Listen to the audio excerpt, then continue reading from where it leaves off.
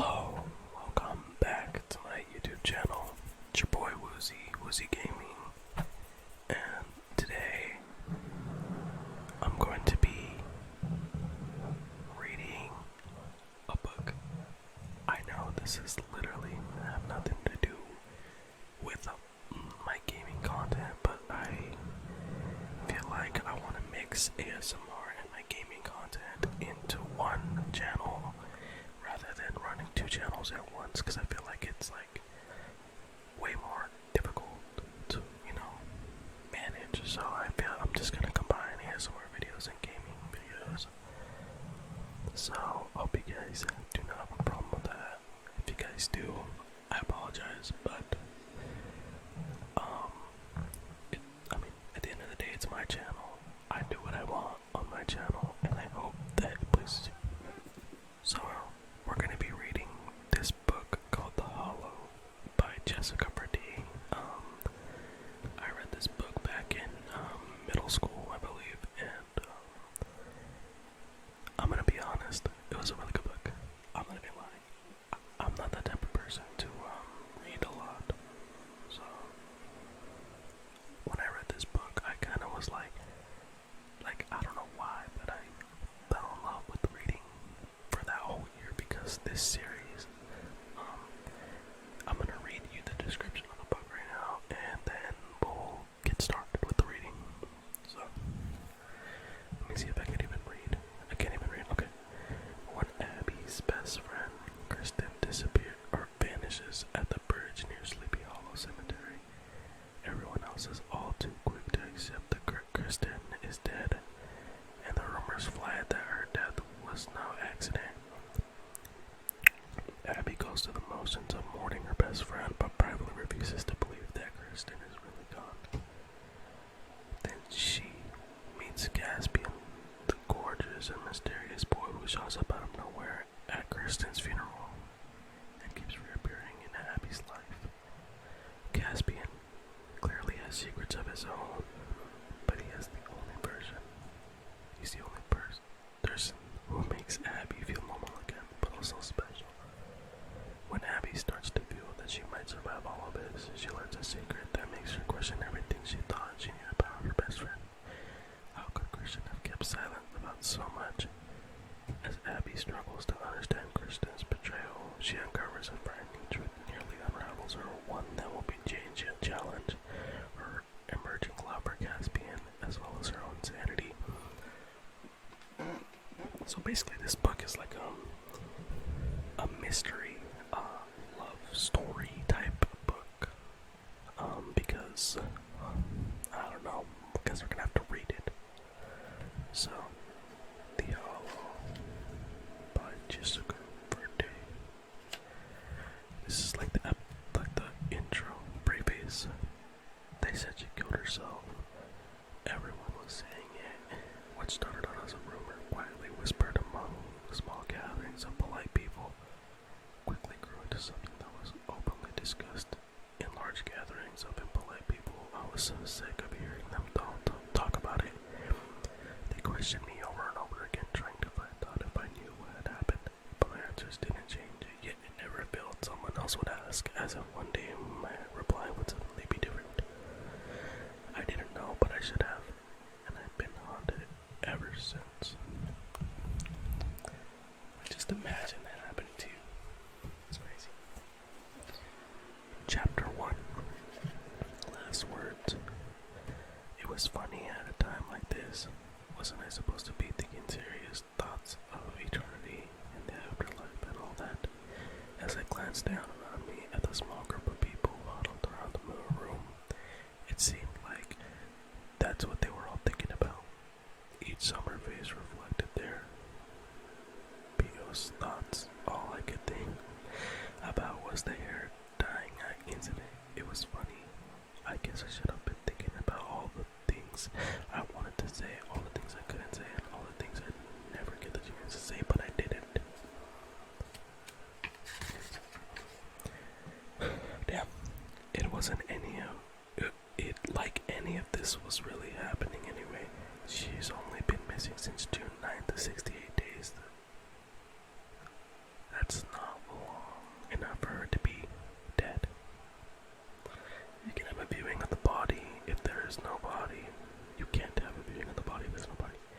And some women can't really be gone if you're alive forever if there's no viewing. It all works out itself.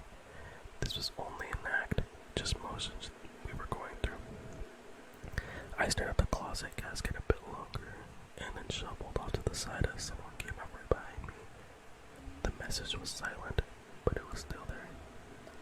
You've had your turn. Now move on. I moved on, closer and closer to the wall. I pressed myself, trying to blend in. A moldy, stale smell wafted around me, and I recognized the cloying odor of flowers past their prime.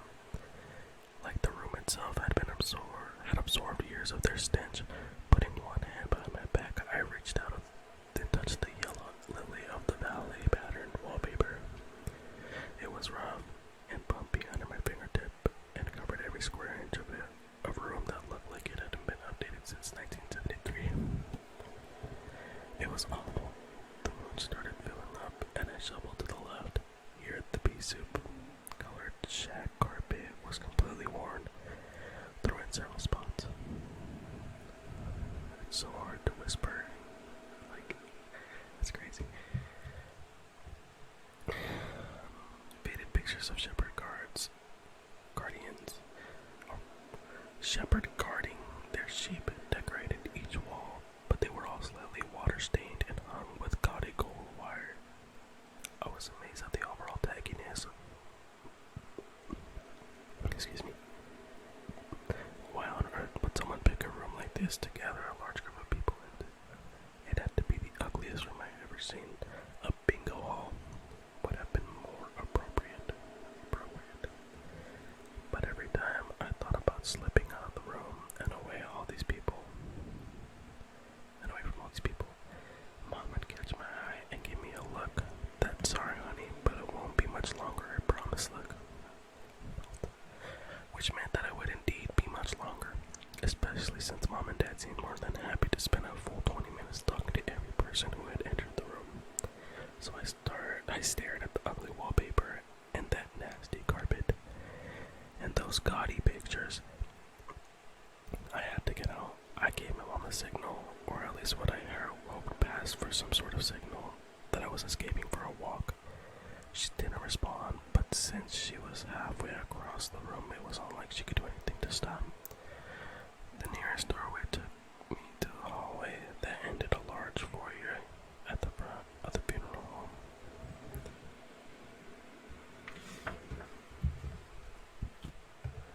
What happened with that Kristen girl at bed? Listened closer as the woman I didn't recognize joined in. She had no respect for her family. I heard she was all doing all sorts of drugs and likes her brother. The outraged gasps of the two other ladies merged with my quiet snort of disbelief. Kristen would never do drugs. This woman absolutely had her facts very wrong. It probably was drug-related, Miss Holbrook said. I agreed. These kids today are all doing drugs. Everything about the drugs. All real. Mrs. Kelly voiced her strong agreement about the drugs. And what does it all boil down to? The third woman paused and then took over the conversation again. No respect, just like I said. They have respect for everything, for anything, her poor parents. Miss Horvath and Mrs. Kelly quickly agreed, each stating several more reasons for the obvious downfall of society's youth. I couldn't believe what I was hearing. Who are these people to spread rumors about Kristen like this? Everyone in Sleepy Hollow knew that Kristen's family had never gotten over their loss of their only son to an overdose 8 years ago. If there is one thing that Kristen would not have gotten involved in, it was the drugs. Curling my hands into fists, I felt each fingernail dig sharply into my palms, and I tried to control my anger, but I couldn't take it anymore. These women were wrong, and they needed to know it. I jumped up to interrupt them, but then I saw my mom peeking out of the doorway from the viewing room. She saw me too and raised one eyebrow. There you are, Abigail. I knew that look and that eyebrow. I stared at Mrs. Kelly and Mrs. Horvath directly in the eye as I stomped past them to prove that I had heard what they'd said and to let them know that it had pissed me off royally. They pretend not to notice. When I re-entered the lily room, I went shoulders, and it was nice to feel some support. The conversation that I had ran through my head, playing out over and over again. I wanted to confront those women and set the record straight, to tell them what I had thought of people who would talk about Kristen like that and how inappropriate it was. Ultimately, though, I just wanted to let them know how very wrong they were. Me personally, I don't like whacked him in the face, to be honest.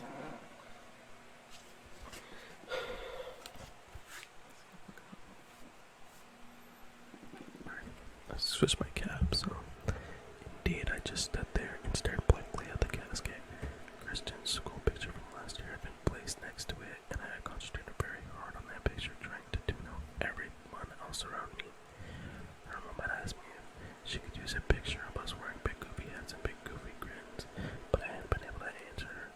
I just didn't know what to say when she'd asked, so I guess she'd taken that as a no. Looking at the plain school picture, I suddenly wished that I had said yes. There should be a picture of us up there. Even if it was just an act, I should have been able to give Kristen that much, at least.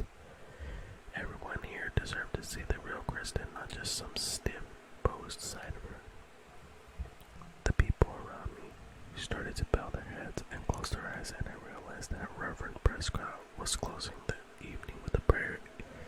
It didn't take very long, and when he was finished, I followed Mom and Dad across the room for our final round.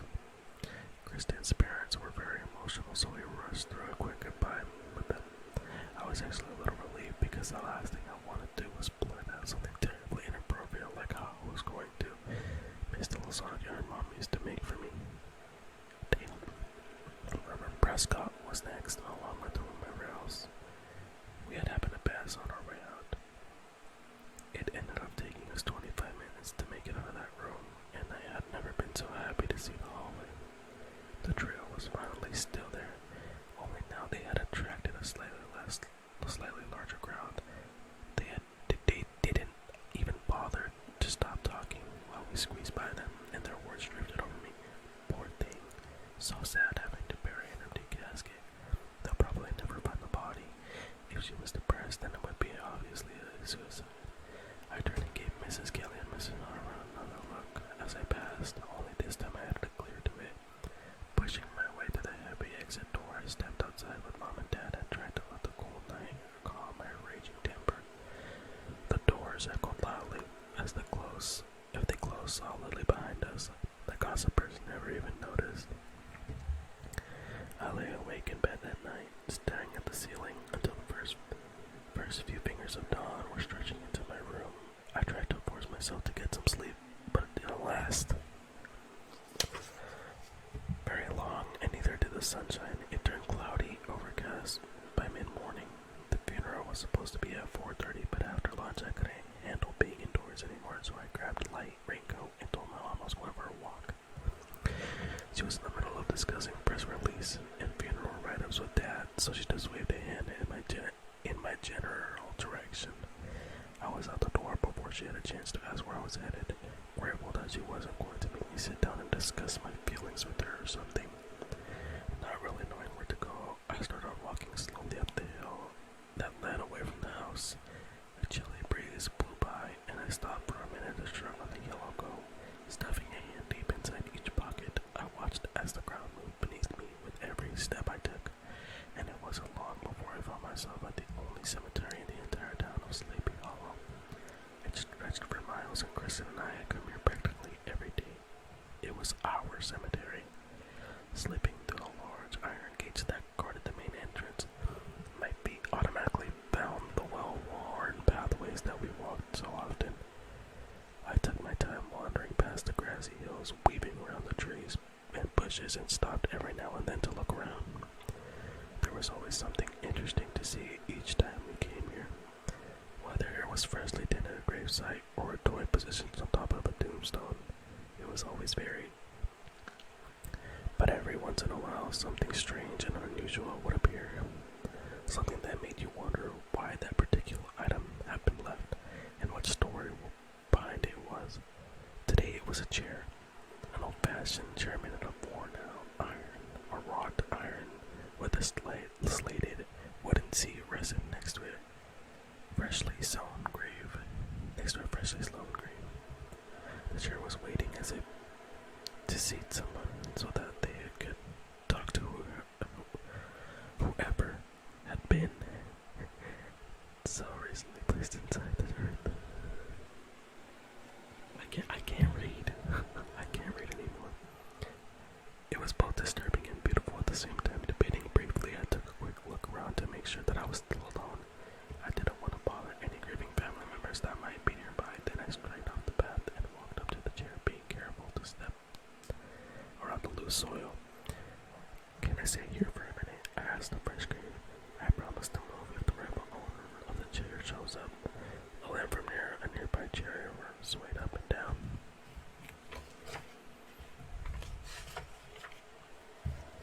And I took that as a yes, carefully brushing off the seat. I sat down. Vast ground surrounding me on all sides, punctuated with small bursts of color. Several large trees had started to change shades, and each one was a bright, bold contrast to the muted, soft colors of the cherry trees scattered among them. The graveyard would be absolutely stunning when fall actually arrived and all the leaves turned. This is the beautiful fall, I said quietly, speaking to the dirt beside me. I know you haven't been here very long, but I think you'll like it. A giant maple tree sits behind us, and the shade reaches all the way down to the bottom of the hill. Some of the leaves are starting to change now, and it's breathtaking. I had spent so much time visiting the cemetery that it didn't feel strange at all to be talking to a grave. I have a friend who's going to be buried here later today. I continued on. Not right here in this barn, but down near the old Dutch church section. I hope they have a tree down there for her. She would like a tree wherever she is. The wind picked up, and I fell silent. It howled around me, making an eerie moaning sound, more sad than scary. It was like the wind was mourning for my loss, and even though the whole thing was just one big fake moment in time, I definitely felt the loss. In some ways, I think that knowing she really was dead would almost be easier to understand. In some ways, that would be easier to deal with. Something shiny suddenly caught my eye.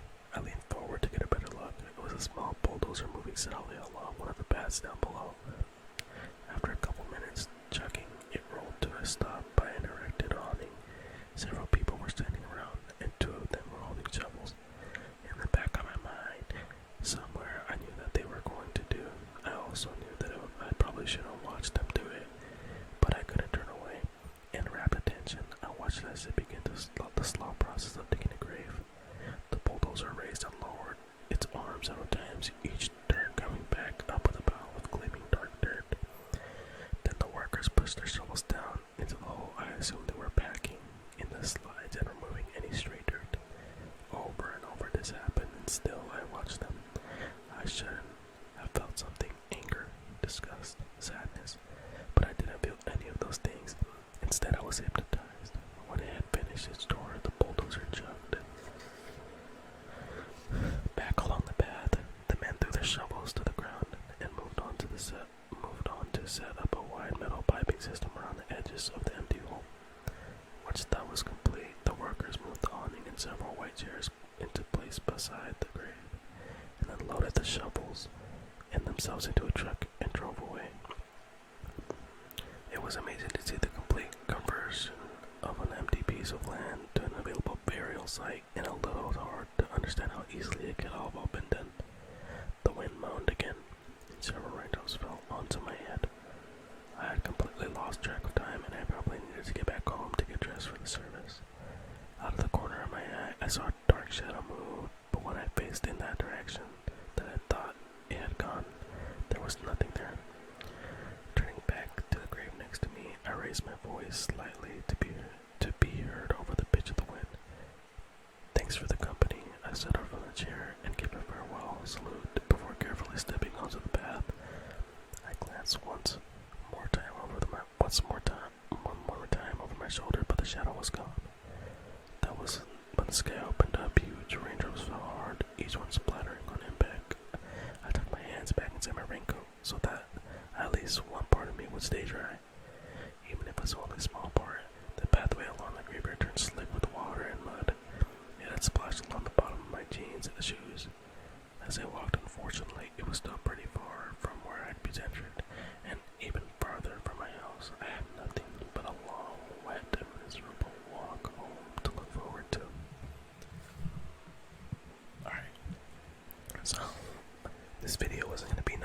crazy. I want to read one chapter at a time because I'm really slow at reading. So that's gonna be it for this video. If you guys did enjoy this video, please be sure to like, comment, and subscribe for more ASMR content on this channel.